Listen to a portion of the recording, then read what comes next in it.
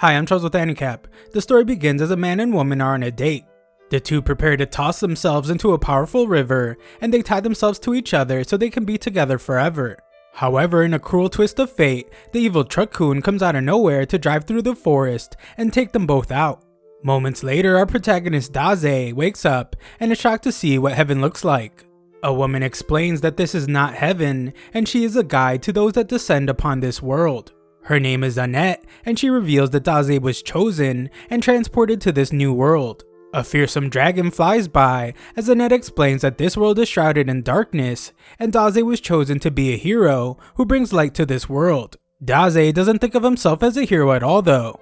He was just some guy trying to commit double unalive with his girlfriend, and has now been brought to a strange world.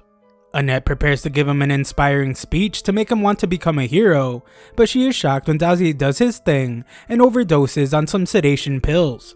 Annette purifies the toxins from his body, but Daze says that she's actually bothering him. Annette demands for Daze to become a hero to fulfill his great mission of saving this world, but Daze is just looking for a place to stop living. Daze keeps chowing down on his pills, but Annette reminds him that he is the chosen one. Daze points out that he never decided to be chosen, but Annette explains that Truck-kun is actually an otherworld selection truck. Among the many people in Daze's old world living unhappy lives, only those struck by otherworld Truck-kun get to redo their lives in this world. This is actually a world transfer service that her world provides. Being hit by Truck-kun means that he was unhappy with his life, so he was granted a chance in this world. Daze finishes up taking some more pills, and he angrily points out that the stupid truck interfered with the happiest moment of his life, his double unalive. He points out that they don't have the right to decide who's unhappy, but from her point of view, he was saved from a life so unhappy that he was going to end it all. Ultimately, Annette decides that his complaining doesn't matter because Daze will surely change his mind when he sees his stats. Without exception, every human brought to her world is granted the ability to wield superhuman powers. However, she is shocked to find that Daze is insanely weak. Not only does he only have one hit point, he is also poisoned even after she detoxified him. Annette refuses to believe that someone could be this weak, so she desperately searches to see if Daze has some kind of special skill or exceptional ability. She is horrified to find that he has absolutely nothing, and she has never seen such a weak otherworlder. The very sick-looking Daze goes to leave, but Annette stops him and finally agrees that he must have been brought to this world by mistake. She determines that he won't be able to survive in this world, and she is shocked when Daze finally shows some confidence, and he declares that what she just said sounds a lot more like what his life is really about. Daze explains that he is branded a failure no matter what world he lives in. Annette apologizes once again for the mistake and asks him to stay with her for a while. This world is incredibly dangerous and filled with monsters, so his life will surely end the second he steps outside. She is stunned though when Daze tells her not to worry because he's looking for his final resting place anyway. The reason why Annette is so shocked is because Daze is very different than all the others. Annette used to take pride in guiding otherworlders, and meeting them excited her. However, she started to realize how pretentious and arrogant they were. Soon she felt like her job was simply to flatter heroes over and over again, so she closed off her heart. However, her life has been turned upside down as Daze is totally different. Daze prepares to enter the dangerous new world, but Annette begs him to at least pick a profession first. Daze declares that he doesn't need to pick a profession because he's a born writer, and he says goodbye to the girl that he says has beautiful ears. As he leaves, Annette dramatically declares that she finally understands. The thing she has been waiting for was for this man to enter her life. Outside, Daze realizes that he can't read the writing in this world, but he can tell that there won't be any cafes for him to go to. Just then, a voice pops into his head and announces that Daze has earned 5 experience points for discovering a new area. Daze wishes the voice would stop as he suffers from migraines, but an even louder voice announces that Daze has risen to level 2. Just then, a tree collapses and a girl screams as she is attacked by a monster. She begs Daze to help her because he's an adventurer, but Daze just stares at her and thinks about how a lot of people have weirdly shaped ears in this world. She keeps begging for his help, but Daze just asks for her permission to write a novel about her. Daze eventually realizes that she wants him to save her, so he tells her to give him a moment.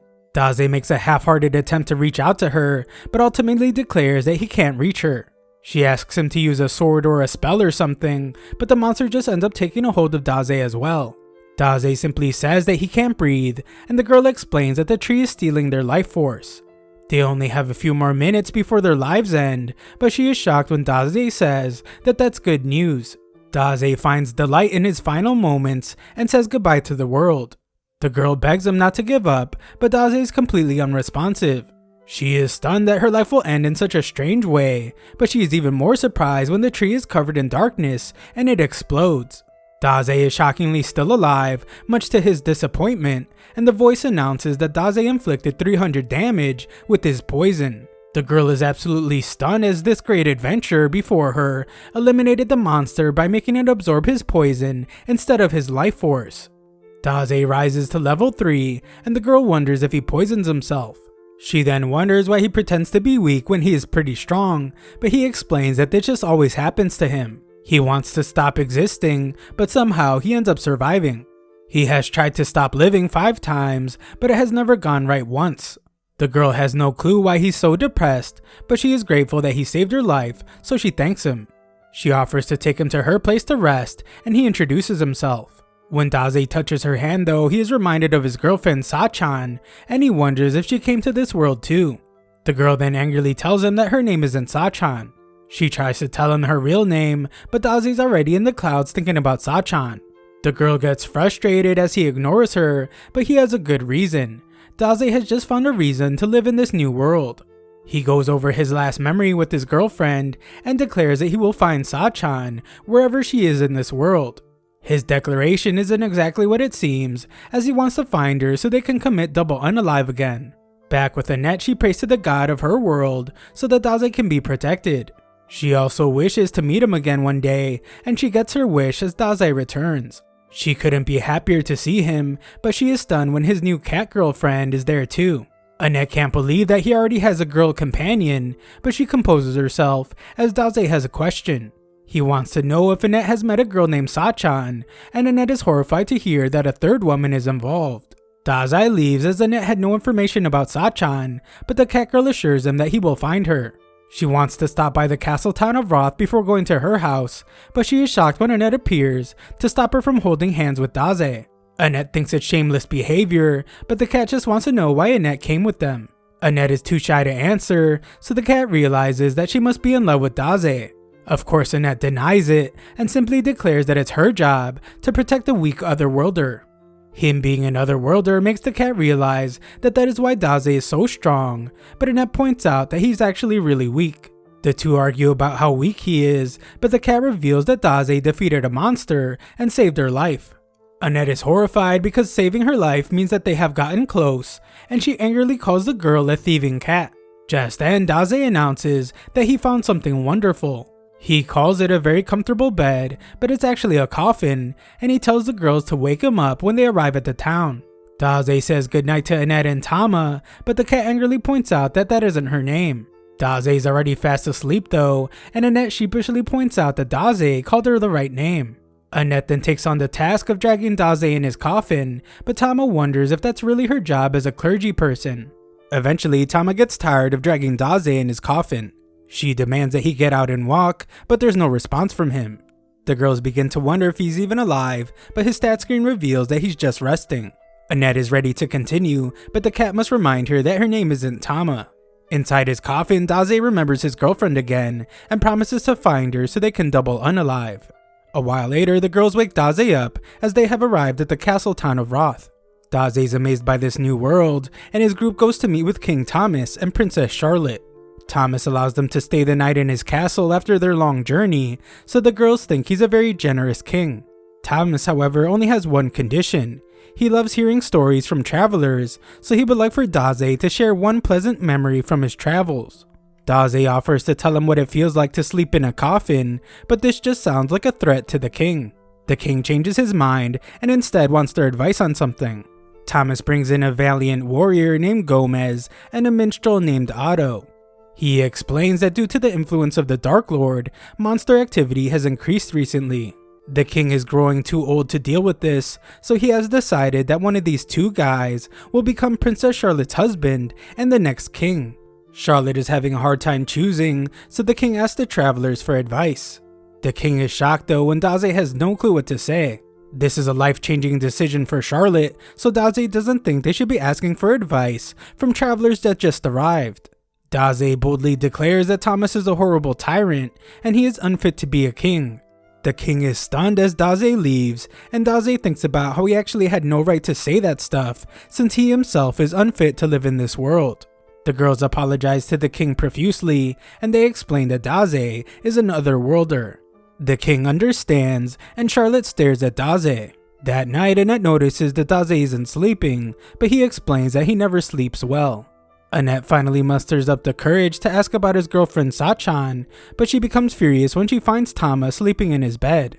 Tama explains that she was just cold, and they start arguing, so Daze just leaves. Outside, Daze finds the princess, and they admire the beautiful lake. Daze admires it for a different reason though, as he wants to throw himself into it. Charlotte can't believe that his life is so troubled that he wants to end it, but Daze can tell that her life seems to be more troubled than his. Charlotte can't deny it because she's having a really difficult time choosing a husband. Gomez just arrived at the castle recently, but he has already become the most dependable soldier they have. Her father has a lot of faith in his strength, so Charlotte thinks she should choose him because of that. Otto, on the other hand, is her childhood friend. Whenever she felt down, Otto wrote songs and sang them to her. Charlotte wonders what she should do, so Daze points out that she is truly a kind person unlike him. Daze's life has been a continuous series of troubles, and he has attempted to unalive himself numerous times. Charlotte obviously cares about her father a lot, but Daze has done nothing but inconvenience his family greatly. Even through all that though, Daze has never once asked anyone else to choose how he should live his life for him. Charlotte is shocked by his statement, and he goes on to say that she should decide for herself what she will do. As he leaves, Daze tells her to ask herself what it is that she truly wants. The next day, King Thomas reveals that the princess has chosen who she wants to be her husband, and he wants the travelers to act as witnesses. Annette thinks that she will choose Gomez for the betterment of the kingdom, but Tama thinks that Charlotte and Otto are a better match. The king instructs his daughter to stand before the man she chooses, so Charlotte steps forward. Charlotte has given a lot of thought to her decision, and she shocks everyone when she decides to go completely off path, and she announces that she will commit double unalive with Daze. Everyone's jaws drop, and Annette even passes out from shock. Charlotte explains that she did a lot of thinking after she spoke with Daze. She realized that while Otto did sing for her every time she was sad, he also would come when she didn't feel sad. He was even making a ruckus last night. Charlotte has concluded that Otto simply wants to perform his newest songs to someone. Her reason for not wanting to marry Gomez is a lot simpler though, and it's because he smells. King Thomas calls her a fool and begs her to choose one of the other guys, but Charlotte finally stands up for herself and tells the king that he is the fool for trying to make her marry someone she doesn't want to. It turns out that she never wanted to get married in the first place, but nobody took her feelings into consideration. The only one who actually cared about her opinion was Daze, and Daze now understands why she wants to commit double unalive with him. Just then, Gomez gets really angry about being told that he smells, so he makes fun of Charlotte's nose and terrifies everyone when he begins to transform. After transforming, Gomez reveals that he's a servant of the Dark Lord, and he intended to acquire the kingdom by becoming its king so he could offer it to the Dark Lord. He never thought that the princess would be able to see through his disguise, but the princess actually didn't figure it out. Gomez just really smells bad.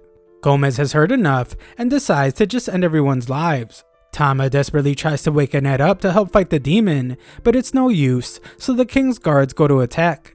Gomez easily knocks them back though, and Tama must rescue Annette from being crushed.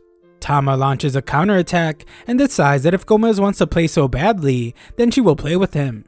Tama is only a level 14 martial artist, so Otto declares that he will assist her by singing for her. Tama's then shocked to see that he's a level 89 minstrel. Otto's music gives her a buff, but Tama's disappointed to see that it doesn't do anything. Tama looks to Daze for help, but he's entranced by Otto's newest song. This leaves Tama to go one-on-one with the beast, and she manages to land a cat punch and a cat kick. Gomez easily pushes her back though, and mocks her by acting like he didn't feel a single thing. Gomez announces that he will put all his power into his next attack, and his iron horns will tear Tama to pieces. Tama's terrified of his sharp horns, but Daze interrupts and politely asks if the demon could end his and Charlotte's lives first. Gomez is in disbelief, so Daze explains that they both want to be eliminated, and it would be an honor if Gomez did it with his magnificent horns. Charlotte has been freed from the grasp of her father, so he wants the giant cow to grant them this wish. Everyone begs Daze to rethink his decision, but the thing Daze calls a giant cow is already on board. Gomez says that he will eliminate them first, then the king, and after that he will burn the city to the ground, ending the lives of every citizen in the kingdom. Daze couldn't care less since they won't be alive for all that, but Charlotte seems upset. Daze assures her that everything will be fine though, because their wish will be granted. Everyone begs for the monster to stop, but it's too late as Gomez has already started charging at them. Just then, Charlotte comes to the realization that she doesn't want her life to end just yet. She declares that she wants to continue living so she can protect the people of the kingdom. It turns out that Daze knew she would come to her senses, and he points out that she really is a kind princess. Daze had a plan all along as he pushes Charlotte to safety, and he declares that as his partner for Double Unalive, she simply will not do. Charlotte calls out to him as he's about to get obliterated, but Annette comes out of nowhere and protects Daze with the barrier. She's a level 18 priestess, and she refuses to let Daze lose his life while she is around. The demon's horns are shattered by Annette's barrier, so Tama follows that up with her Wildcat Strike attack. This attack is pretty powerful, and it sends Gomez flying out of the castle. Tama begrudgingly thanks Annette for saving her, but Annette points out that Tama saved her as well. Otto declares that he will turn their beautiful friendship into a song, but everyone has had enough of this guy already. Just then, the king apologizes profusely to Charlotte. He realizes now that he should have considered her feelings, and he doesn't think he's fit to be king or fit to be her father. He begs for forgiveness, so Charlotte accepts and they agree to be more open with each other in the future. The two have a very nice moment, but Daze can't help but think about how he failed to unalive again. A while later, a guard urgently warns that monsters have arrived at the southern gate. We see that Charlotte is in charge now, so she sends the royal guard to exterminate the threat. Back with our group, the girls hope that Charlotte will be able to handle the pressure of ruling as the queen. Daze speaks from his comfortable coffin and explains that Charlotte made the decision herself, so she will be fine. Daze declares that women that are losing their life are very beautiful, but women who stand up on their own 2 feet are beautiful as well. The girls are tired of his nonsense though, and they just wish he would walk on his own already. Eventually, the girls get tired and decide to take a break so they can eat something. Our lazy protagonist emerges from his coffin, eager to eat something, but they only have bread. Daze would much rather eat some boiled tofu, so Annette decides that they should look for some in a nearby town.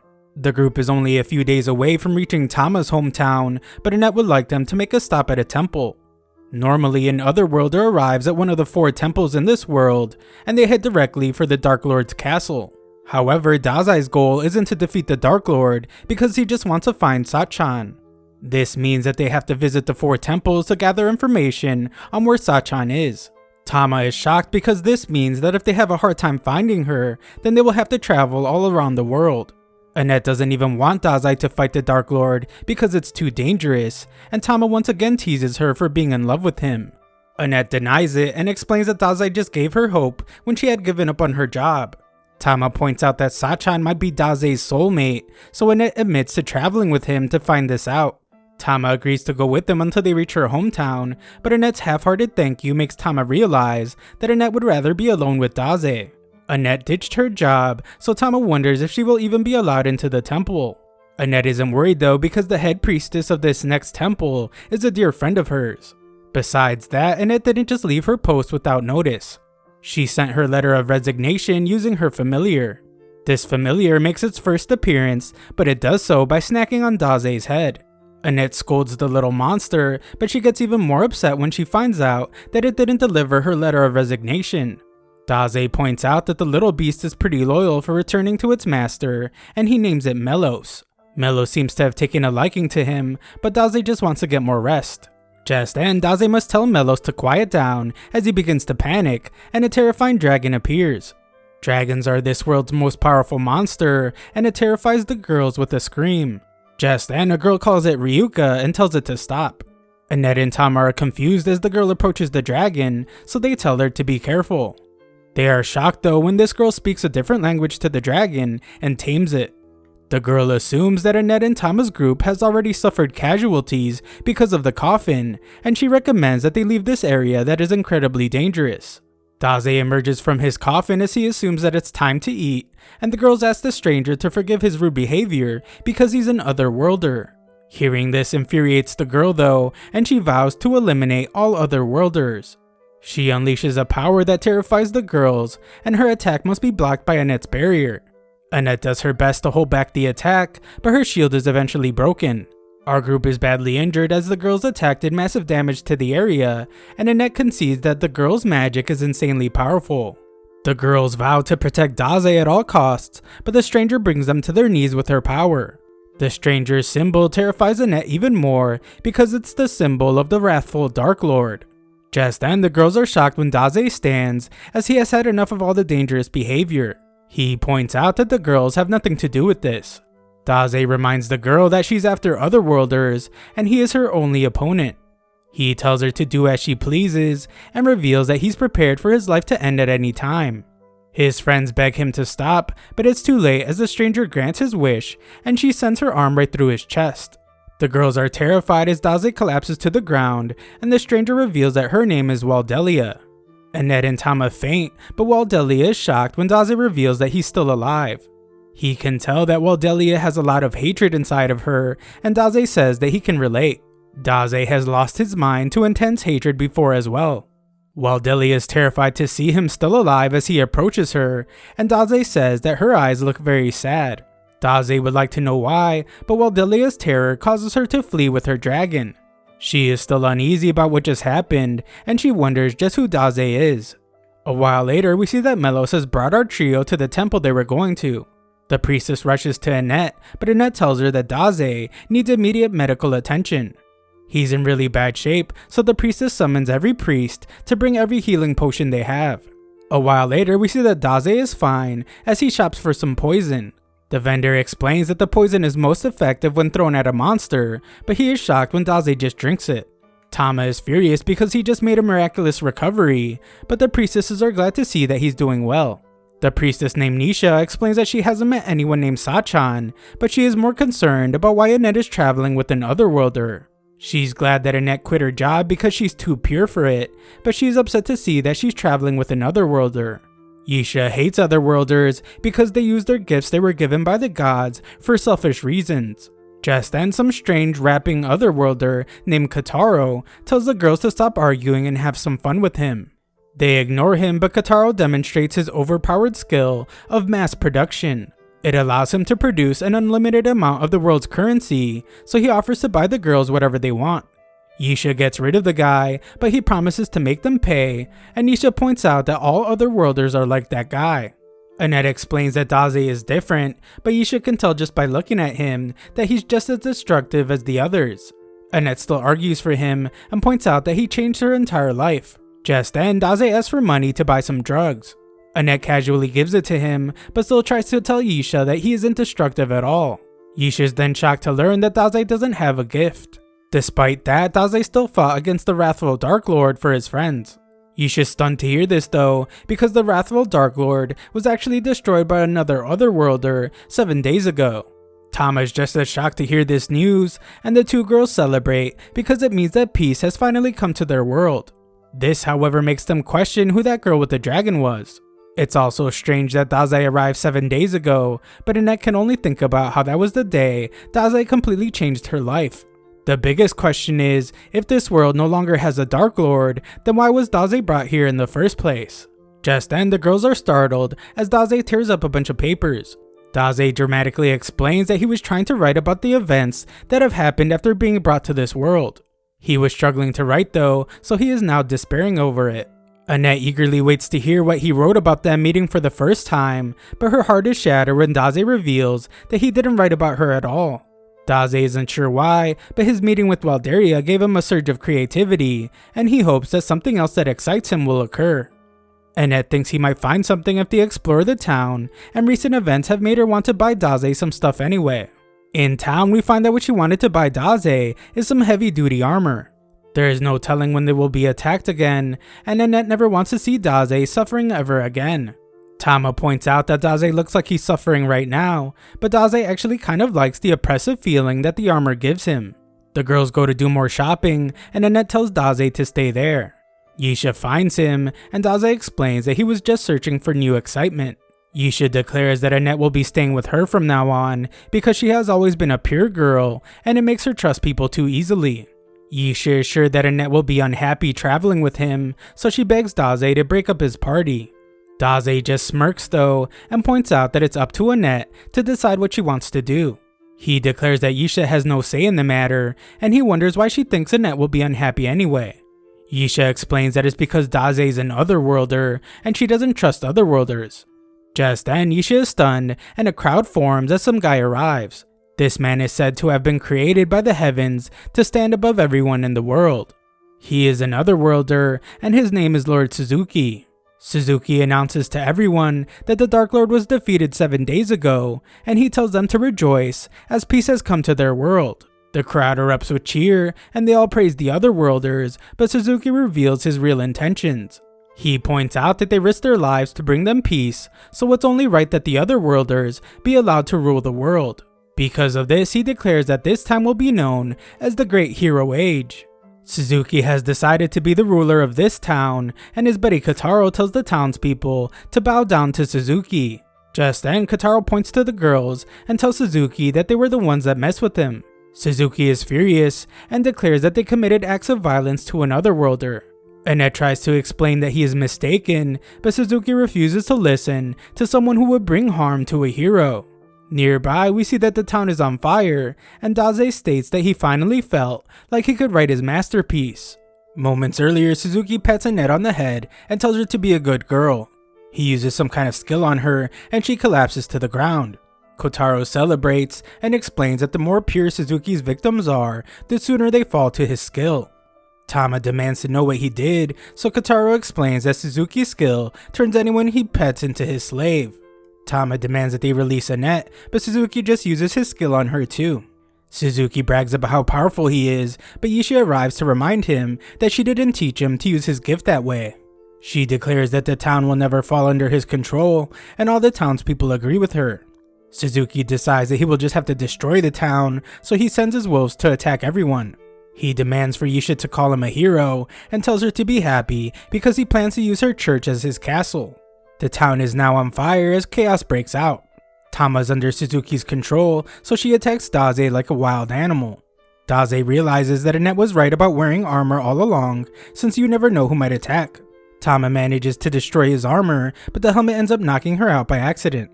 To keep her safe, Daze decides to put her in a barrel with the sign saying that a wild cat is inside. Yisha collapses near him, and she points out what Otherworlders are really like. Suzuki used his gift for selfish reasons, and now his greed has become completely unstoppable, and he has lost control. Suzuki wasn't like that at all when he first came to this world, because he was quiet and weak. Daze surprisingly takes notes, because Suzuki has piqued his interest, and he tells Yisha to watch over Tama while he confronts Suzuki. Yisha reminds Daze that he won't be able to do anything, because he doesn't have a gift, but Daze has a feeling that he will finally be able to write his masterpiece. Daze allows her to come with him, but she is surprised to see how calm he is. Yisha explains that Suzuki is really strong, and Daze doesn't stand a chance against the gifted Otherworlder. She is sure that Daze will be torn to pieces as soon as he opens the door to the church. Just then, Daze takes out his poison, and Yisha is relieved to see that he must have a plan. She assumes that he's going to poison Suzuki's guard dogs, but she is shocked when he drinks it instead. He's all out of poison, so Yisha takes charge and tells him to follow her so they can sneak in. Daze just ignores her though and opens the door. He gets right to the point and tells Suzuki that he would like to base a novel on him. Suzuki assumes that Daze wants to write the heroic tale of Suzuki, the hero conquering another world, but Daze has a different idea. The novel will be about a man that gains more power than he deserves and falls into his own greed. Suzuki is insulted, so he sends his wolves after Daze, but our protagonist just stands there writing. Yisha handles most of the wolves, but one grabs her and Suzuki prepares to end their lives. Yisha warns that the attack is aimed right at Daze, but he just keeps writing. The attack is unleashed, but everyone is shocked when it is blocked by Daze's helmet from his armor. It turns out to be Melos in the helmet, so Daze thanks him. Kotaro is terrified because they're out of fireball potions, but Suzuki reminds him that he still has his number one pet. Suzuki warns that his pet takes the life of anyone it bites, and he laughs like a lunatic when Daze gets bitten. The beast collapses though, and Daze says that dogs should be chained up at all times. A voice comes from Daze's system, and it announces that he inflicted 600 damage to the beast with his poison. Kotaro is stunned as the wolf completely turns to ash, and Isha assumes that Daze infused himself with poison. Suzuki calls Kotaro a coward as he runs away, but Suzuki isn't ready to give up. Instead, he calls on his trump card, and Isha is horrified to see that it's Annette. He instructs Annette to eliminate them, so Isha defends herself and declares that they should retreat. Daze disagrees and explains that Annette isn't as weak as Isha seems to think. Daze approaches her, but Suzuki explains that his skill can't be removed by anyone, and Annette will be his slave for the rest of her life. Daze doesn't listen to the nerd, as he explains that Annette will be the one to decide what she does with her life, and Suzuki has no say in the matter. Daze places himself right in front of her blade, and reminds her that she is not some bird in a cage. Annette seems to be fighting Suzuki's spell, so he screams for her to hurry and eliminate Daze. Annette prepares to do so, but we then see what's going on inside of her mind. She's trapped inside of a cage, but Daze appears to shine some light on her. Annette finds a moment of clarity, so she stabs herself and breaks the spell. Daze catches her, and the two greet each other. Daze has Isha treat Annette's wounds, and she thinks about how he said that Annette isn't weak. Suzuki is utterly shocked by someone breaking his spell, and he can't handle it. He attempts to unalive himself, but Daze surprisingly stops him. Daze reminds Suzuki that he's writing a novel about him, so he can't end the story early. Daze instructs Suzuki to tell him his story, so we get a look at Suzuki's past. Suzuki explains that he was always timid, and stronger guys always made him their pet. He thought about unaliving himself several times, but he could never go through with it. One night, Suzuki bumped into some drunk guy, but he didn't have the courage to stick up for himself when the drunk guy insulted him. Suzuki was distracted, so he fell victim to the merciless truck-kun. He was brought to the new world, and he was greeted by Isha. She explained that he was now a hero, and he had to use the gift he was granted to defeat the Dark Lord. Suzuki's adventure began, and he learned to use his gift by controlling wolves. He used the wolves to defeat a monster, and he realized how powerful he was. In town, Suzuki would receive strange looks because he was different from everyone. He was bumped and insulted just like before, but this time he used his gift to get revenge. Suzuki explains that he was someone that suffered countless failures in his old world. However, he was suddenly granted power and made a hero. To Suzuki, it's unrealistic to think that someone that has gone through all this would try to save some new world. Suzuki decided to become evil, but he has failed, and he realizes that he will always be a weak nobody. Suzuki is shocked to hear how pleased Daze is, and Daze declares that his novel based on Suzuki is finally complete. It's the story of a miserable man who, despite hoping to live as a hero in this world, could become neither a hero nor a villain due to his own weakness. Daze has decided to call it No Longer Allowed in Another World. Just then, Daze's book bursts with energy, and the pages surround Suzuki.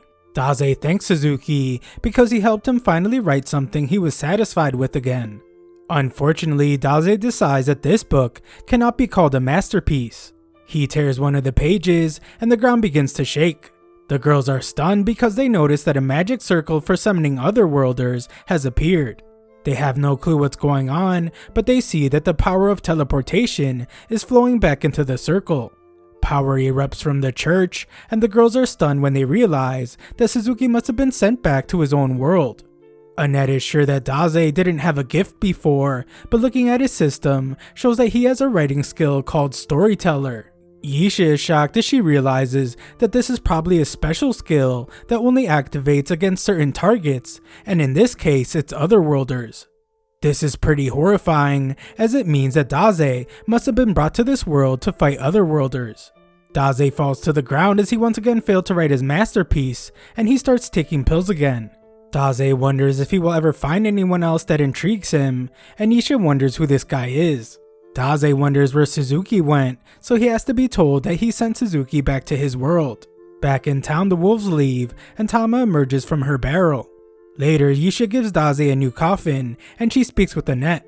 She predicts that Daze has an important role to fulfill in the future of their world, and their journey will be dangerous.